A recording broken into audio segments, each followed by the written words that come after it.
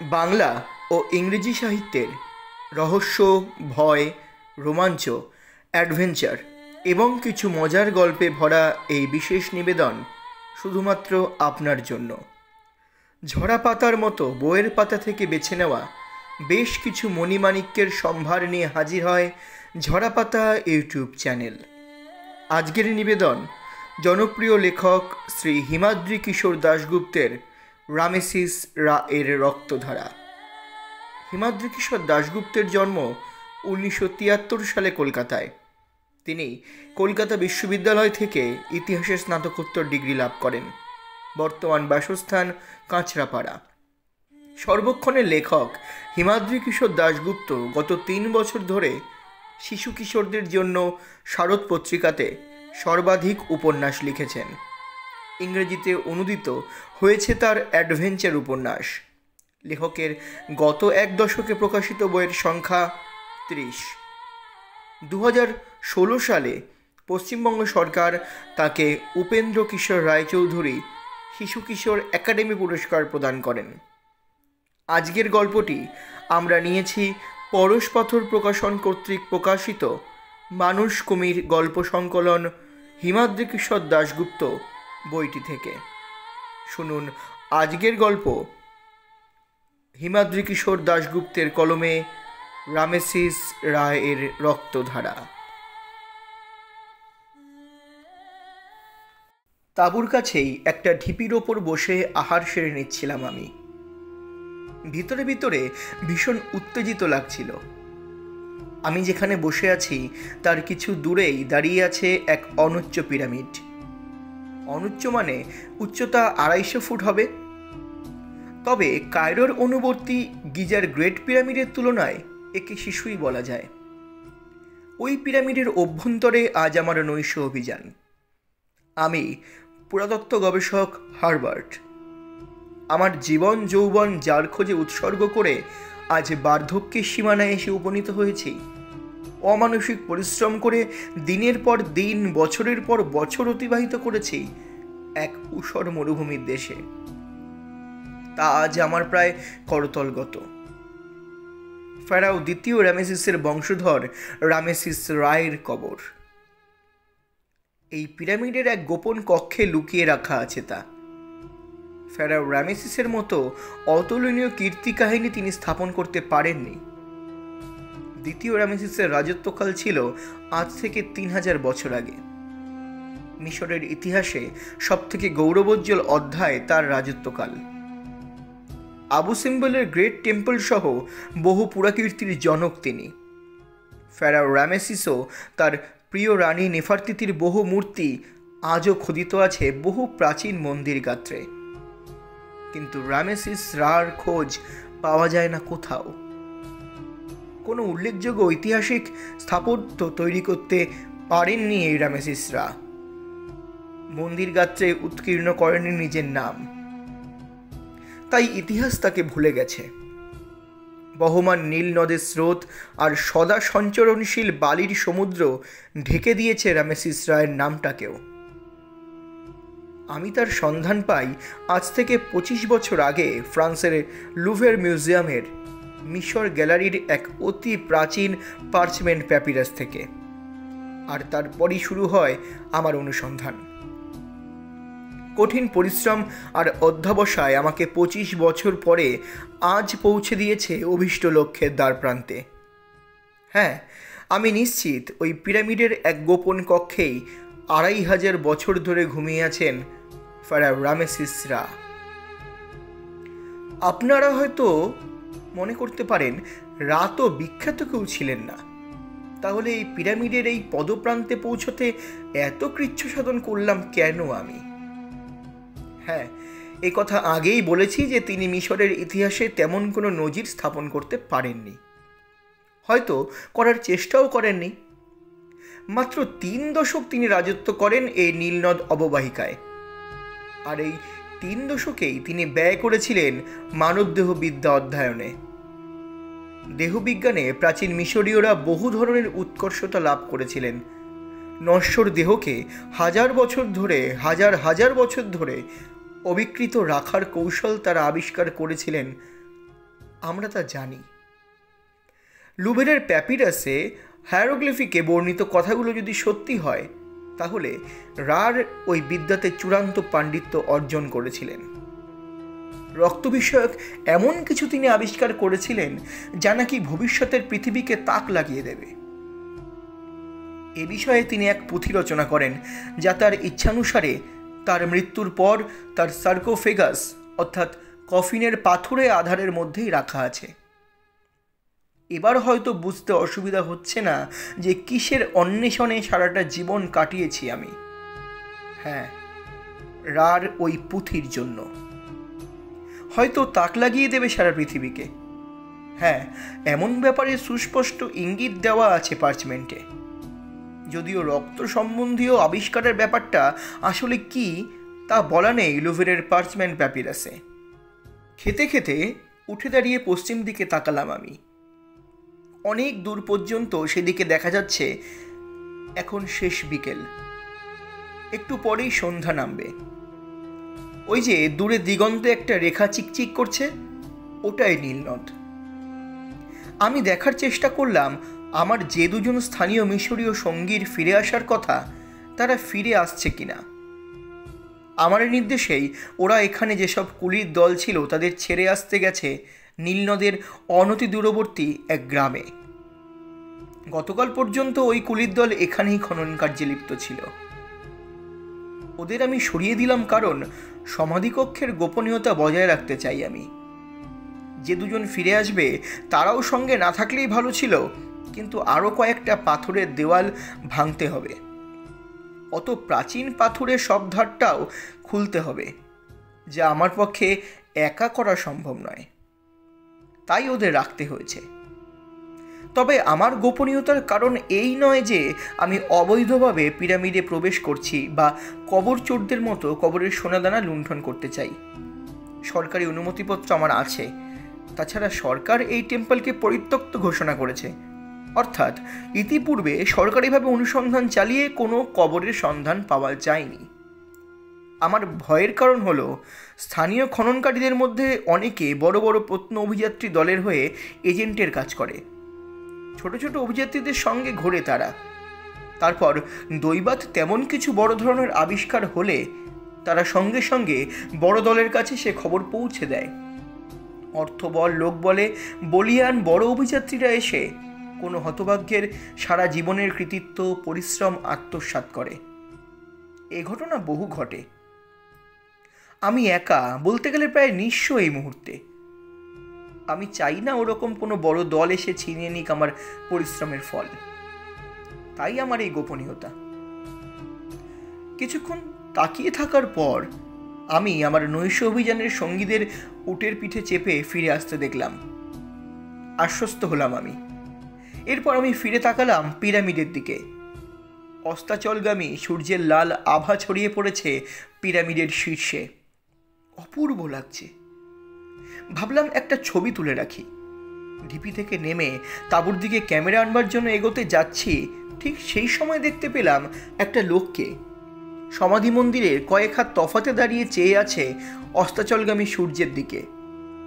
ঈষৎ ঝুঁকে প্রার্থনার ভঙ্গিতে যেন সে দাঁড়িয়ে। এখানে লোক এলো কোথা থেকে? আমি একটু অবাক হয়ে দাঁড়িয়ে চেয়ে রইলাম তার দিকে। একটু পর যেন আমার অস্তিত্ব সম্বন্ধে সচেতন হলো লোকটা। মুখ তুলে দেখলো আমাকে। তারপর ধীর পায়ে সামনে ছোট বালিয়াড়িটা অতিক্রম করে আমার সামনে এসে দাঁড়ালো। তার পরনের শতছিন্ন স্থানীয় পোশাক দেখে আমার তাকে ভিখারি গোত্রের লোকই মনে হলো। খাদ্যের লোভে এরা যেখানে খনন কার্য চলে সেখানে তাঁবুর আশেপাশে ঘুরঘুর করে। এই জাতীয় লোক আমি দেখেছি। সামনে এসে দাঁড়াবার পর আমার মুখের দিকে একবার তাকিয়ে তার দৃষ্টি নিবন্ধ হলো আমার হাতে তখনও ধরা একটা খণ্ড রুটির ওপর। তাতে তার ওপর আমার প্রাথমিক ধারণা বদ্ধমূল হলো। কয়েক মুহূর্তের দেখার পর আমি তাকে বললাম, এই রুটি তুমি খাবে? লোকটা আমার কথা শুনে মুহূর্তখানেক চুপ করে থেকে প্রশ্ন করল, ও রুটি তুমি এঁটো করেছো? লোকটার প্রখর আত্মমর্যাদা দেখে আমি অবাক হয়ে গেলাম। মৃদু হেসে বললাম, না, এটুকু আমি এটো করিনি, তুমি নাও। এই বলে রুটিটা তার দিকে বাড়িয়ে দিলাম। লোকটা কিন্তু হাত বাড়ালো না। একটু ইতস্তত করে সে বলল, রুটির জন্য কি করে দিতে হবে তোমার? আমি বললাম, কিছু করতে হবে না, এমনিই দিচ্ছি, আরও দিতে পারি তাঁবুতে আছে। আমার কথা শুনে লোকটা ঘাড় নেড়ে বলল, না, আমি দান গ্রহণ করি না। চমকে উঠে আমি ভালো করে তাকালাম তার দিকে। লোকটার সুগোল চিবুক, চওড়া কপাল, গায়ের রং, কাঁধের কৌণিক গড়ন, সংকীর্ণ নিতম্ব দেখে আমার অভিজ্ঞ চোখ মুহূর্তের মধ্যে আমাকে জানিয়ে দিল খাঁটি মিশরীয় রক্ত প্রবাহিত হচ্ছে ওর ধমনীতে। চোখ দুটো কেমন গভীর আর উজ্জ্বল। তার ওই প্রশস্ত কপালের আড়ালে যেন লুকিয়ে আছে প্রচণ্ড ধী শক্তি। এমন লোক সচরাচর দেখা যায় না। আমি তাকিয়ে রইলাম তার দিকে, আর সেও আমার দিকে। কিছুক্ষণ পর উটের পায়ের শব্দ আর কথাবার্তার শব্দে সম্বিত ফিরল আমার সঙ্গীরা কাছে এসে পড়েছে। পিরামিডে ঢোকার আগে কিছু প্রস্তুতি বাকি আছে। এই লোকটাকে এবার সরাতে হবে। আমি লোকটার হাতটা টেনে রুটিটা ধরিয়ে দিয়েই বললাম, যাও এবার। লোকটা কিন্তু গেল না, রুটি হাতে দাঁড়িয়ে রইল। এবার আমার একটু অস্বস্তি শুরু হলো। ও দাঁড়িয়ে আছে কেন? ঠিক এই সময় আমার উটওয়ালা স্থানীয় লোক দুজন আমাদের সামনে এসে দাঁড়ালো, আর ওই লোকটাকে দেখে চিৎকার করে বলে উঠল, ভিখারি, ভাগ এখান থেকে, ভাগ। ভিখারি কথাটা কানে যেতেই লোকটার চোখ দুটো যেন দপ করে জ্বলে উঠল। আমার সেই সঙ্গীর প্রতি প্রচণ্ড ঘৃণায় চিৎকার করে সে বলল, আমি ভিখারি নই, ভিখারি তোমরা, যারা অর্থের লোভে সমাধি মন্দিরের পবিত্রতা নষ্ট করো, মৃতদের প্রতি অসম্মান করো। ভিখারি তোমরা, তোমরা ভিখারি। যে লোকটা তাকে চলে যেতে বলেছিল সে এবার হঠাৎ তার জ্ঞানগর্ভ কথা শুনে উট চালানোর কাঁটাওয়ালা লাঠিটা ছুঁড়ে মারল ছিন্ন পোশাক পরা মিশরীয়কে লক্ষ্য করে। ঘটনাটা ঘটল আমি তাকে বাধা দেবার আগেই। সেটা গিয়ে লাগলো লোকটার কনুইতে। কাঁটার খোঁচায় সঙ্গে সঙ্গে রক্তপাত শুরু হলো। লোকটা হাত দিল কনুইতে, তারপর হাতের তালুতে রক্ত নিয়ে মেলে ধরল নিজের চোখের সামনে। রক্তাক্ত দেখে মুহূর্তের জন্য কেমন যেন একটা অদ্ভুত হাসি ফুটে উঠল তার চোখের কোণে। এরপর সেই অদ্ভুত লোকটা আর দাঁড়ালো না। আমার দিকে একবার তাকিয়েই ধীরে ধীরে অদৃশ্য হয়ে গেল পিরামিডের আড়ালে। লোকটা চলে যাওয়ার পর যে লোকটা লাঠি ছুঁড়ে দিল তাকে তিরস্কার করলাম তার এই ব্যবহারের জন্য। তারপর আমি তাদের নিয়ে তাঁবুর দিকে এগোলাম আসন্ন নৈশ অভিযানের প্রস্তুতি সম্পন্ন করতে। অভিযানের উত্তেজনায় কিছুক্ষণের মধ্যেই আমি ভুলে গেলাম ওই লোকটার কথা। সূর্য ডুবে গেল। তারপর যখন চাঁদ উঠল তখন গোছগাছ করে তাঁবুর বাইরে এসে দাঁড়ালাম আমরা। চন্দ্রালোকে উদ্ভাসিত সারা উপত্যকা। তার মধ্যে আমাদের কিছু দূরে দাঁড়িয়ে আছে পিরামিড, যেখানে ঘুমিয়ে আছেন ফারাও রামেসিসরা। 2500 বছর পর আমি প্রথম মানুষ যে প্রবেশ করব ঘুমন্ত রাজার কক্ষে। সঙ্গী দুজনকে নিয়ে আমি এগোলাম পিরামিডের দিকে। খানিকক্ষণের মধ্যেই পিরামিডের অন্ধকার গর্ভে প্রবেশ করলাম আমরা। ভেতরে ঢোকার পরই মশাল জ্বালিয়ে নিল সঙ্গী দুজন। আমার হাতে ইলেকট্রিক টর্চ। আপনি নিশ্চয়ই ভাবছেন আমরা নিচের দিকে নামব, কারণ পিরামিডের যে অংশ পৃথিবীর দিকে দৃশ্যমান হয় তা নিরেট হয়, আর ভূগর্ভস্থ কক্ষে থাকে সমাধি। এই পিরামিডেও ভূগর্ভস্থ কক্ষ আছে বটে, তবে তা লক্ষ্যে ফাঁকি দেবার জন্য। ওই প্যাপিরাস থেকে আমি জেনেছি এই ব্যতিক্রমী পিরামিডে সমাধিকক্ষ লুকোনো আছে পিরামিডের উপরিভাগে। যে খবর অন্য কেউ না জানার কারণ, ইতিপূর্বে পিরামিডে প্রবেশ করলেও তারা সমাধিকক্ষের সন্ধান পায়নি। সাধারণ নিয়ম অনুসরণ করে তারা অনুসন্ধান করেছিল ভূগর্ভে, নইলে কবে প্রত্নবিদ বা চোরের দল পৌঁছে যেত সমাধিকক্ষে। পিরামিডের ভিতর ঢুকে কাজ শুরু করলাম। মাটির প্রায় সমতলে একটা ছদ্ম দেওয়াল আমার নির্দেশে গাইতি দিয়ে সঙ্গীরা ভেঙে ফেলতেই তার আড়াল থেকে বেরিয়ে এলো নিচু ছাদওয়ালা সংকীর্ণ এক সিঁড়ি। মশালের আলোতে মাথা নিচু করে গুড়ি মেরে উপরে উঠতে শুরু করলাম আমরা। ভ্যাপসা বাতাসে শ্বাস নিতে ভীষণ কষ্ট হচ্ছে। 2500 বছরের জমে থাকা ধুলোতে সর্বাঙ্গ মাখামাখি হয়ে যাচ্ছে। হাত লেগে যেখানে দেওয়ালে ধুলোস্তর সরে যাচ্ছে সেখানেই দেওয়ালের গায়ে ফুটে উঠছে বিচিত্র সব প্রাচীন চিত্র, নানা মিশরীয় দেবতার ছবি। তার কোনোটা বা বাজ পাখির মাথা আর মানুষের দেহধারী আকাশদেব হোরাসের ছবি, কোনোটা ভেড়ার মাথাওয়ালা দেবতা হ্যাথরের, কোনোটা আবার সূর্যদেব আমন-রার। সিঁড়ি সোজা উপরে ওঠেনি, ঘুরে ঘুরে উপরে উঠেছে। মাঝে মাঝে অপরিসর সব কক্ষ, তার দেওয়ালও বিচিত্র সব ছবিতে চিত্রিত। আনুমানিক 150 ফিট ওপরে ওঠার পর একটা পাথুরে দেওয়াল আমাদের পথ আটকে দাঁড়ালো। বেশ শক্ত দেওয়াল। সে দেওয়াল ভাঙতে আমাদের ঘণ্টাখানেক সময় লাগলো। তার ওপাশে এক প্রশস্ত সিঁড়ি সোজা উপরে উঠে গেছে। সেখানে পা রেখেই বুঝতে পারলাম এই সিঁড়ি আমাদের পৌঁছে দেবে আমাদের অভীষ্ট কক্ষের কাছে। সিঁড়ির দুপাশের দেওয়ালে আঁকা রয়েছে মৃত ফেরাওদের শেষ যাত্রার ছবি। সত্যিই সেই সিঁড়ি আমাদের কিছুক্ষণের মধ্যে পৌঁছে দিল এক চত্বরের মতো জায়গায়। তার এক পাশে একটা দরজা, চত্বর সংলগ্ন কক্ষে প্রবেশের জন্য। আর সেই দরজার সামনে পা ছড়িয়ে বসে দরজা আগলাচ্ছেন প্রাচীন মিশরীয়দের কুকুরদেহী মৃত্যুদেব অনুবিসের পাথরে মূর্তি। মশালের আলোতে তার চোখ আর থাবার নখ জল জল করছে। কেমন একটা বঙ্কিম হাসি ফুটে আছে তার মুখে। সে হাসি পরিহাস করছে অর্বাচীন আগন্তুকদের।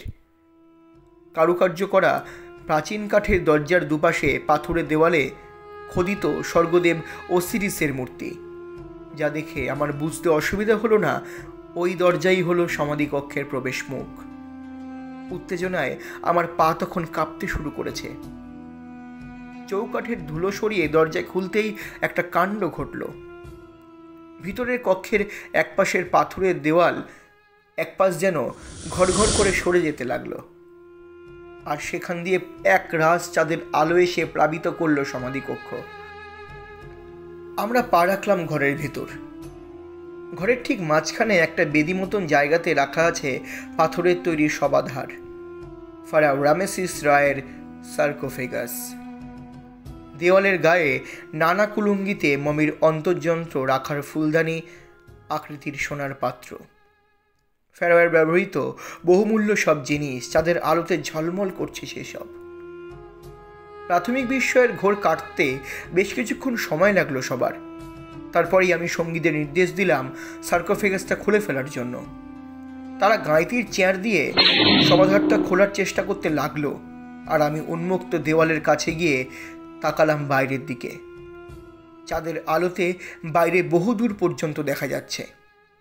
বুঝতে পারলাম এখন আমরা পিরামিডের শীর্ষে অবস্থান করছি। 2500 বছর পর চাঁদের আলো, মুক্ত বাতাস প্রবেশ করেছে এই কক্ষে।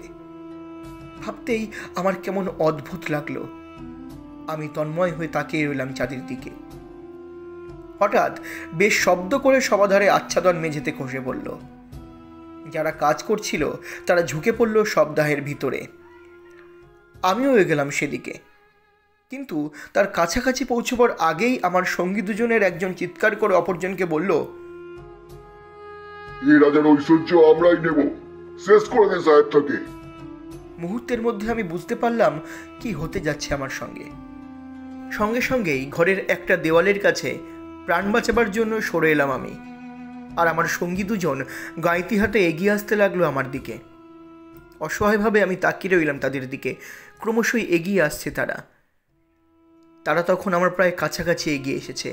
ঠিক সেই সময় দরজা দিয়ে ঘরের ভিতর প্রবেশ করলো এক মূর্তি। তাকে দেখে গাইতি হাতে লোক দুটো থমকে দাঁড়িয়ে পড়ল। চাঁদের আলো এসে পড়েছে সেই লোকটার মুখে। কয়েক মুহূর্তের মধ্যে আমি চিনতে পারলাম তাকে। বিকেলে রুটির জন্য আসা সেই মিশরীয়। ওই কবরের খোঁজ পেল কিভাবে? লোকটা এগিয়ে আসতে লাগলো গাইতি ধরা লোক দুজনের দিকে। হঠাৎই এরপর আমার সঙ্গী দুজনের গলা দিয়ে বেরিয়ে এলো এক ভয়ার্ত চিৎকার। গাইতি ফেলে লোকটাকে দেখে পালাবার জন্য ছুটল উন্মুক্ত দেওয়ালের দিকে। দেওয়ালের বাইরে যে মহাশূন্যতা খেয়াল রইল না তাদের। প্রাণ ভয়ে ঘর ছেড়ে বাইরে লাফ দিতেই অতল গহ্বর গ্রাস করে নিল তাদের। 250 ফুট নিচে পাথুরে মাটিতে তাদের আছড়ে পড়ার ক্ষীণ শব্দ কানে এলো আমার। কয়েক মুহূর্তের মধ্যেই ঘটে গেল ব্যাপারটা। আমার সঙ্গী দুজনের অন্তর্ধানের পর লোকটা ফিরে তাকালো আমার দিকে। তারপর আমার উদ্দেশ্যে শান্ত কণ্ঠে বলল, তুমি চলে যাও এখান থেকে। সম্পদ লুণ্ঠন করে কবরের অপবিত্র করো না। শান্তিতে ঘুমোতে দাও ফারাওকে। আকস্মিক মৃত্যুর মুখ থেকে রক্ষা পাবার বিহ্বলতা কাটিয়ে আমি ত্রাণকর্তার জবাবে বললাম, আমি কবর লুণ্ঠন করতে আসিনি, এসেছি ফেরাওয়ের পুঁথির খোঁজে। আমি জানতে চাই তাতে এমন কি লেখা আছে যা 1000 বছর পরও মানুষকে বিস্মিত করবে। ওই পুঁথিটাই শুধু প্রয়োজন, যা রাখা আছে ওই সমাধানে। কয়েক মুহূর্ত স্থির দৃষ্টিতে তাকিয়ে থাকার পর মিশরীয় আমার কথা শুনে বলল, হ্যাঁ, ওটা ওখানেই আছে। ওটা তুমি পাবে না, তবে তোমার প্রশ্নের জবাব তুমি পাবে। তোমার রুটির দাম মিটিয়ে দেব আমি। এই বলে সে উন্মুক্ত কফিনের কাছে এগিয়ে গিয়ে আমাকে ইশারাতে কাছে ডাকলো। কম্পিত পায়ে আমি এগিয়ে গেলাম সেখানে। তারপর লোকটার আঙুলের নির্দেশে উকি দিলাম সার্কোফেগাসের ভিতর। স্বর্ণভূষণে সজ্জিত ফারাও রামেসিস রা শুয়ে আছেন দারুকাঠের কফিনে। তার বুকের ওপর রাখা আছে অমূল্য সেই পুঁথি। ফারাও তার হাত দুটো দিয়ে পুঁথিটা চেপে ধরে রেখেছেন। আর এরপরই ফেরাওয়ের মুখ বসানো সোনার মুখোশ দেখে চমকে উঠলাম আমি। আমি জানি ওই মুখোশ জীবিত ফেরাওয়ের মুখের হুবহু প্রতিলিপি হয়। আর ওই মুখের আরেক মালিক জীবন্ত হয়ে দাঁড়িয়ে আছে আমার সামনে, হুবহু এক মানুষ। আমার সঙ্গীরা কেন বাইরে ঝাঁপ দিল তা বুঝতে পারলাম আমি। চমকে উঠে আমি সামনে দাঁড়িয়ে থাকা মূর্তিকে বললাম, তুমি কে? তুমি কে? মিশরীয় জবাব দিল, ভয় পেও না, আমি মানুষ, রামেসিস রায়ের বংশধর। আমি বিস্মিত হয়ে তাকিয়ে রইলাম তার দিকে। লোকটা এবার আমাকে বলল, পুঁথিতে কি লেখা আছে তা নিশ্চয়ই এখন অনুমান করতে পারছো তুমি। এবার তাহলে কক্ষ ত্যাগ করো। আমি তার কথা শুনে অবাক হয়ে বলতে যাচ্ছিলাম, পুঁথি পাঠ না করে আমি কি করে বুঝলাম ওতে কি লেখা আছে? কিন্তু তার আগেই আমার চিন্তা শক্তি ঝিলিক দিয়ে উঠল। হ্যাঁ, আমি বুঝতে পারলাম ওতে কি লেখা আছে।